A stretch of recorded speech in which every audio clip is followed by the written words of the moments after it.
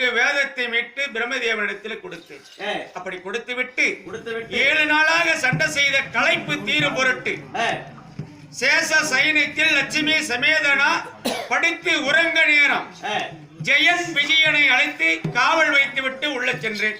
சரி மாமா. நான் நித்திரையிலிருந்து நானா எழுந்து வரும் வரை என்னை யாரும் எழுப்பக்கூடாது. யாரும் உன்னை எழுப்பக்கூடாது. அந்த நேரத்தில் ஜனகர் ஜனாதிபர் என்று 2 முனிவர்கள் என்னை வழிபட வந்தார்கள். அப்படி வருகிற போது ஜெயன் விஜயன் உள்ள வழிபட விடல, தடுத்துட்டான். ஜனகர் ஜனாதிபர் முனிவர் இருவருக்கும் கோபமானது வந்தது.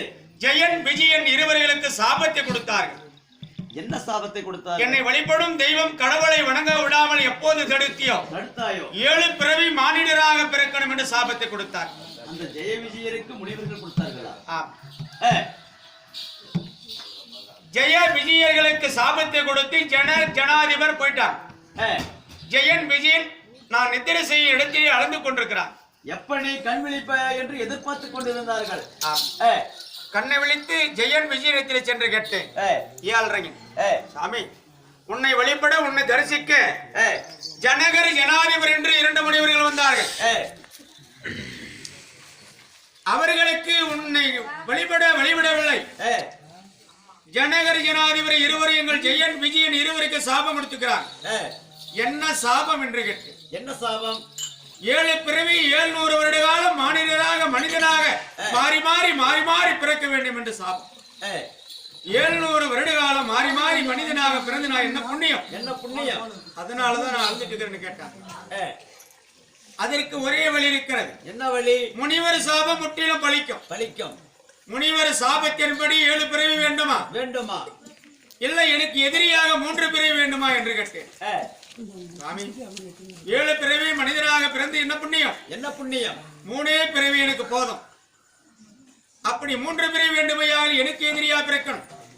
3 யுகமா இருக்கணும். 3 யுகத்திலே 3 பிறவியான பிறக்கணும். 3 பிறவியிலே என் கையிலேயே நீங்க மடியில 2 பேர். அப்படி என்று நான் வாக்களித்தேன். அந்த வாக்கியின்படி முதல் யுகம் திரேதா யுகத்தில் என்னவாக பிறந்தார்கள்? இரணியன் இரணியாக்கிதனாக பிறந்தார்கள் முதல் யுகத்தில். சரி, நான் இருவர்களையும் வராகம் என்று சொல்லக்கூடிய பன்றி அவதாரம் எடுத்து இரணையை ஆக்கிதனை மடித்தேன். இரண்டனை எப்படி மடித்தீர்கள்?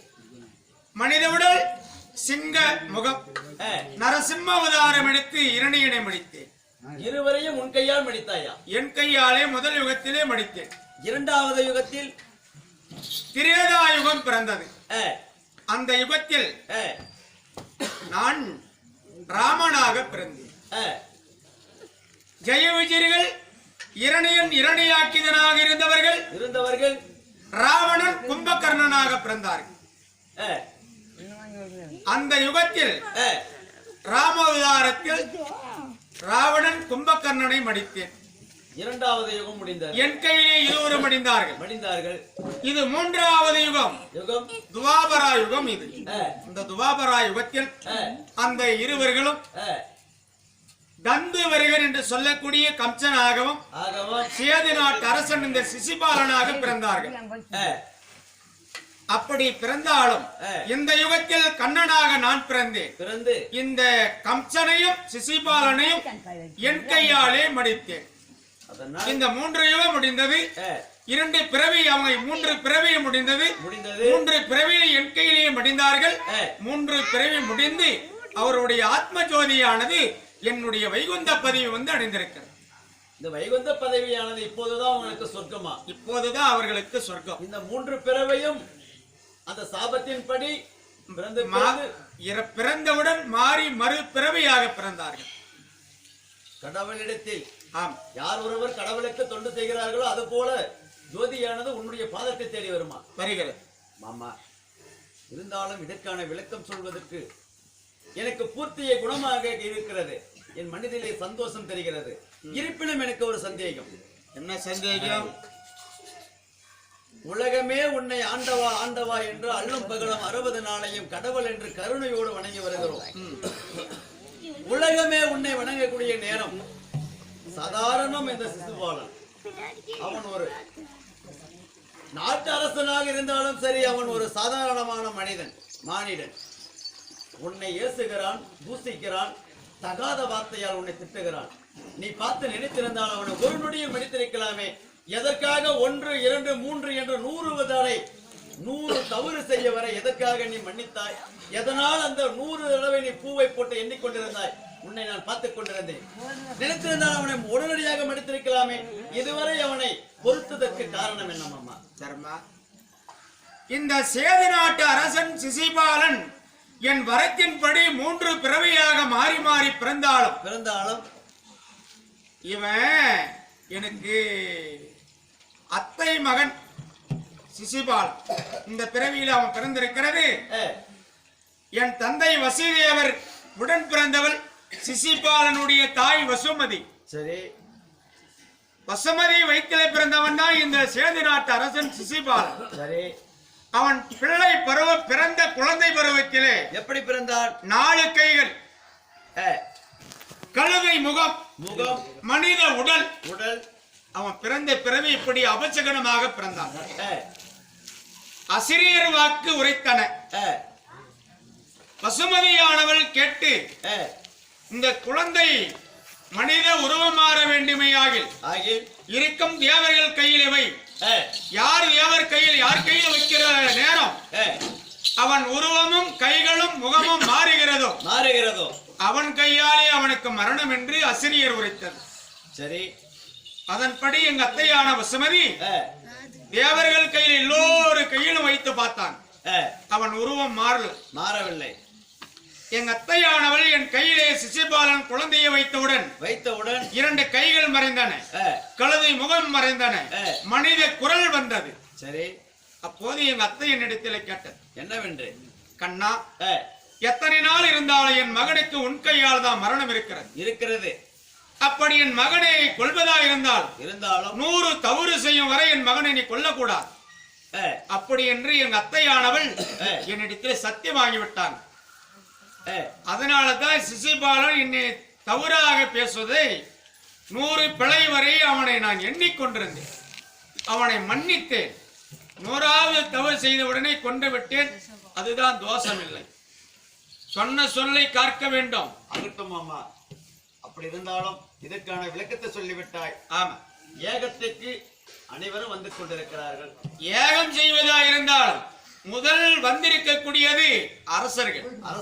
இந்த அரசர்களுக்கெல்லாம் ஏகம் செய்யணும்னா முதல் நாம செய்யக்கூடியது என்ன செய்யணும்? தர்மங்களை முன்ன செய்யணும். சரி மாமா, தான தர்மங்கள் முன்ன தாராளமாக செஞ்சுட்டே இருக்கணும். தலைமை என்று நீ இருக்கிறாய். இந்த தர்மம் செய்யக்கூடிய வேலையை யாருக்கு கொடுப்பது என்று தாங்கள் அல்லவா உரைக்க வேண்டும். தர்மா மாமா, இந்த தர்மத்தை செய்யக்கூடிய வேலை உனது தம்பியா இருக்கும்படியான துரியோதனின் இடத்திலே ஒப்படி. அப்படியா? அப்படியாகட்டும் மாமா. மருமகனே, தந்தைக்கு அப்பாவுக்கு ராஜசயோக சரிங்களே. எனக்கு ஏதோ ஒரு வேலை கொடுத்தா நானும் செய்வேன். யாரா துரியோதனா உனக்கென்று வேலை வைத்திருக்கிறார். அப்படியா? சாட்சாதி ஆண்டவர் இதோ தந்தை சொர்க்கம் சேருவதற்காக முடிந்த அளவுக்கு பொன் பொருளை கொண்டு வந்து சேகரித்திருக்கிறோம் அல்லவா? ஆமா. அந்த பொன் பொருளை எல்லாம் வந்திருக்கக்கூடிய அரசர்களுக்கு யார் எதை கேட்டாலும் இல்லை என்று சொல்லாமல் வாரி கொடுக்கக்கூடிய வேலையை உனக்கு வைத்திருக்கிறார். அப்படியா? ஆகட்டும், நான் வேலைக்கு நிமிஷம் உள்ள வேலைக்கு நீ ஓரமா இரு. இதுக்கு மேல நான் பாத்துக்கிறேன். கேளுங்கள் பேரம்பக்கூடிய பெரியவர்களே, தாய்மார்களே.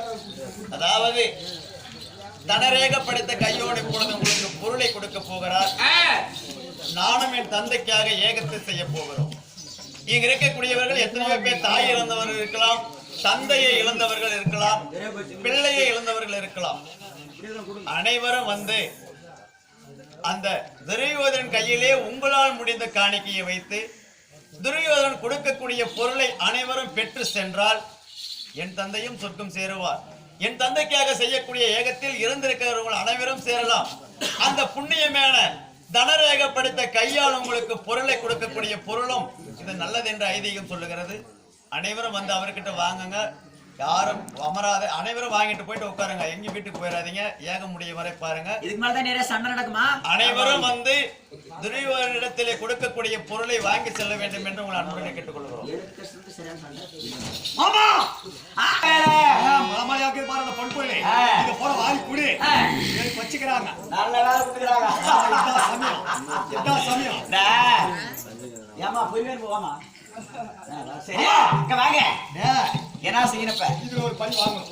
இந்த பொன்பொருளை போற வாரி வாரி வரவங்க பாதி பேர் கூட வர கொடுத்துடணும். பூரா கொடுத்துட்டா பாதி பேர் இல்லன்னு சொல்லணும். சொல்லணும்.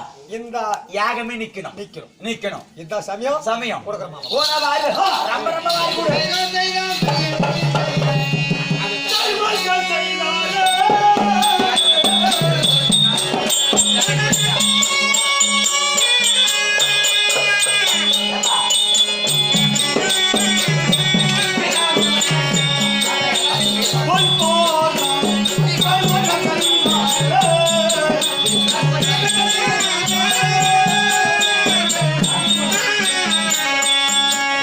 Tidak.